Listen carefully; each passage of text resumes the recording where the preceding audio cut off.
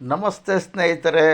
ನೇಪಾಳದ ಕಠ್ಮಂಡುವಿನಿಂದ ಸುಮಾರು 10 ಕಿಲೋಮೀಟರು ಶಿವಪುರಿ ಬೆಟ್ಟಗಳ ಸಾಲಿನ ಕೆಳಭಾಗದಲ್ಲಿ ಇರುವಂತಹ ಬುಧ ನೀಲಕಂಠ ಅತಿ ಪುರಾತನವಾದಂತಹ ನಾರಾಯಣ ವಿಷ್ಣುವಿನ ದೇವಸ್ಥಾನ. ಅದಕ್ಕೆ ಜಲನಾರಾಯಣ ಅಂತಲೂ ಹೇಳುವ ಹೆಸರು ಪ್ರತೀತಿ ಇದೆ. ಅತಿಯಾದ ಹಳೇ ವಿಷ್ಣುವಿನ ಅಂದರೆ ಬುಧ ಅಂತೇಳಿದ್ರೆ ಪ್ರಾಚೀನ ಅಂತ ಆಗುತ್ತೆ. ನೀಲಕಂಠ ಅನ್ನೋದು ಅವನ ಒಂದು ನಾಮಗಳಲ್ಲಿ ಒಂದಾಗಿದೆ. ಇಲ್ಲಿ ಬೌದ್ಧ ಮತ್ತು ಸನಾತನ ಧರ್ಮದ ಎರಡು ಸಮ್ಮಿಳಿತವನ್ನು ನೋಡ್ಬೋದು.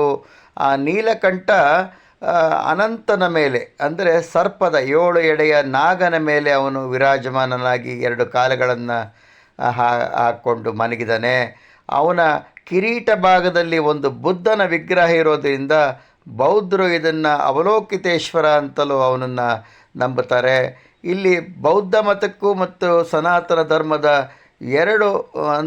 ಎರಡಕ್ಕೂ ನಾವು ಎಷ್ಟು ಸಾಮ್ಯತೆ ಇದೆ ಅನ್ನೋದನ್ನು ಕಾಣ್ಬೋದು. ಎರಡೂ ಧರ್ಮದವರು ಇಲ್ಲಿಗೆ ನಡ್ಕೋತಾರೆ. ಇಲ್ಲಿ ಪಕ್ಕದಲ್ಲೇ ಲಕ್ಷ್ಮೀ ಮಂದಿರ ಇದೆ. ಇದು ಭಾಳ 1400 ವರ್ಷಗಳ ಹಿಂದಿನ ಒಂದು ಕೃಷ್ಣ ಶಿಲೆಯಲ್ಲಿ ಮಾಡಿದಂತಹ ಸಾಲಿಗ್ರಾಮದ ಒಂದು ವಿಗ್ರಹವಾಗಿದೆ.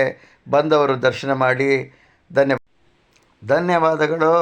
ನೇಪಾಳದ ಬುಧ ನೀಲಕಂಠನ ಸನ್ನಿಧಿಯಲ್ಲಿ ಶಿವರಾಮ್ ತೀರ್ಥ. ಜೈ ಶ್ರೀರಾಮ್.